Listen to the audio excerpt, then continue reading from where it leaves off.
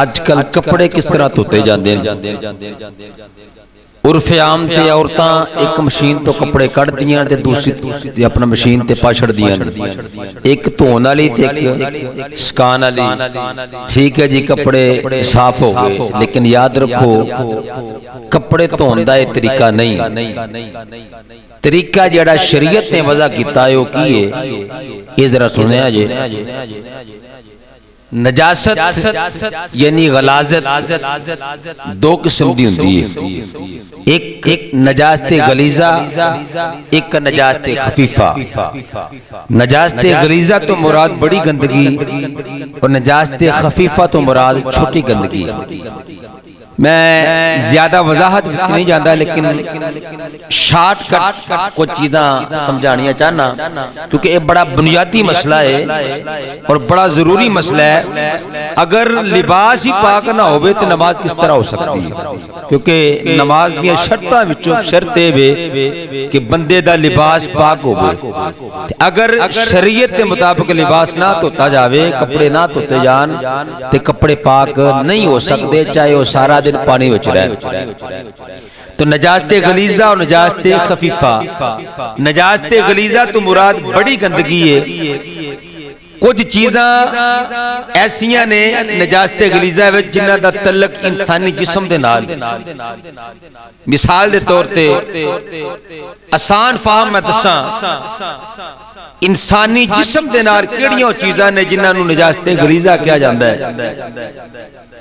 یاد رکھو ریٹ فلوج نو کیا جاندا ہے، تھوک اور پسینے تو علاوہ، ریٹ تھوک اور پسینے تو علاوہ جیڑی چیز بھی انسانی جسم تو نکلے وہ نجاست غلیظہ ہے، وہ نجاست غلیظہ ہے۔ مثال دے طور تے پیشاب، پخانہ، سبیلین وچوں اور بھی جڑی جڑی چیز نکل دیئے، منی، مزی، ودی، یہ ساریاں کینے نجاست غلیظہ کیا آ جانا اور جسم تو خون دا نکل آنا، پیپ دا نکل آنا وغیرہ وغیرہ، ساری چیزاں کینے نجاست غلیظہ۔ اس تو علاوہ جڑی انسانی جسم تو علاوہ جڑیاں گندگیاں نجاست غلیظہ کہلاندیاں نے، وہ کیڑیاں نے؟ آسان اگر بات کیتی جاوے تے انہاں وچوں اے وے کہ جتنے بھی حرام جانور نے، جتنے بھی حرام جانور نے یعنی پھاڑن والے درندے نے، انہاں دا لعاب، انہاں دا پسینہ، انہاں دا گوشت، انہاں دا جناب خون وغیرہ، وہ سارے دا سارا نجاست غلیظہ ہے۔ سارے دا سارا کی ہے؟ نجاست غلیظہ ہے۔ اچھا، اگلا مسئلہ کی ہے؟ اے وے نجاست غلیظہ دی پہچان ہے۔ اور مسئلہ نمبر 2 سنو۔ مسئلہ نمبر 2 کی ہے کہ اے نجاست غلیظہ اگر جسم تے لگی ہوئے، کپڑے تے لگی ہوئے، تو اینو صاف کرنا ہے، وہ کپڑا پاک کس طرح کرنا ہے؟ یاد رکھو لکھے فقہ کرام نے کہ اگر نجاست غلیظہ کپڑیاں تے ایک درم دی مقدار دے برابر لگی ہوئے تو ہونا واجب ہے، درم تو زیادہ ہوئے تو تونا فرض ہے، درم تو کٹ ہوئے تو تونا سنت ہے، درم تو کٹ ہوئے تو تونا سنت ہے۔ تے اس کو صاف کرنا ہے تونا کہنجے، تو اندہ طریقہ کی ہے؟ یاد رکھو جس کپڑے دے حصے تے نجاست لگی ہوئے سارا کپڑا نپاک نہیں ہوندہ، صرف کپڑے دا وہ حصہ ہی نپاک ہوندہ جس جگہ تے نجاست لگی ہوئے۔